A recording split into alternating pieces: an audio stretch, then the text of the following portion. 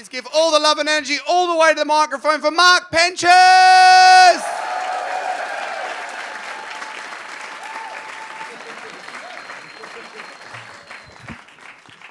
Thank you so much.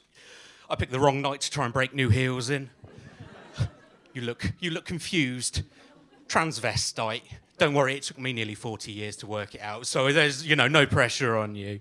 So the headlines, this is all just padding, by the way. So, Keelan, you could spank me, and I wouldn't feel anything, except elated. Some of you might be sat there thinking, oh, we've seen Drag Race. What's the difference between a drag queen and a transvestite? About 6 stone in this case.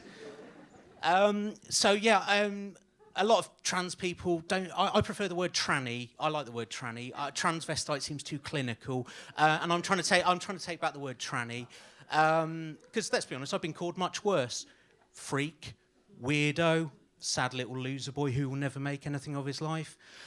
But I don't talk to my dad anymore. So this is lovely, by the way. This is my first time playing here, and this is lovely. What a lovely audience. Thank you. I haven't been this excited since I got my letter from Hogwarts. I say letter from Hogwarts. It was hate mail from J.K. Rowling. I knew I'd made it as a tranny. There'll be people out there thinking, oh, don't have a go at J.K. Rowling. Don't have a go at her. Because she's all about a woman's right to choose. And in her case, she's choosing to be a transphobic bigot.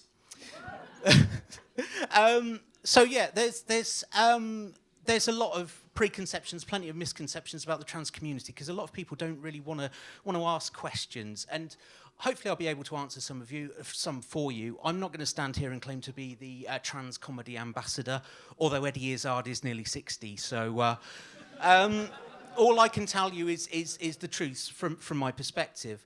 The pronoun thing. We're all familiar with the pronoun thing, aren't we? Yeah.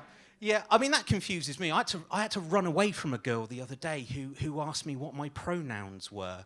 I didn't run away because I'm worried about my identity. I ran away because who the fuck knows what a pronoun is? I thought I gave that shit up with my GCSEs.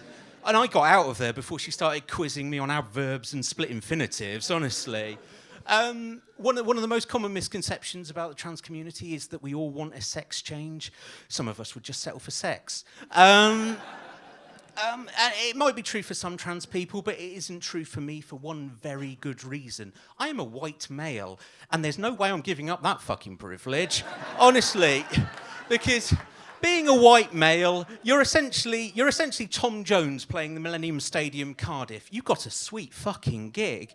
Honestly, Tom Jones he didn't even have to do his own hits. He could just play B-sides and obscure album tracks, and the crowd would still wave and cheer and sing along.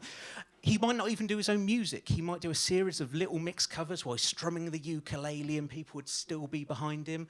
So Tom may not even choose to do music altogether. He could come on stage astride a burning polar bear, whoop his dick out, piss all over the front 4 rows, and tell them that he was doing it as a counter-reaction to radical feminism, and then he could deny COVID and 9/11 and share with you a social media video of terrified-looking old white people intercut with scenes of a multicultural British high street as a reminder of why Brexit needed to get done.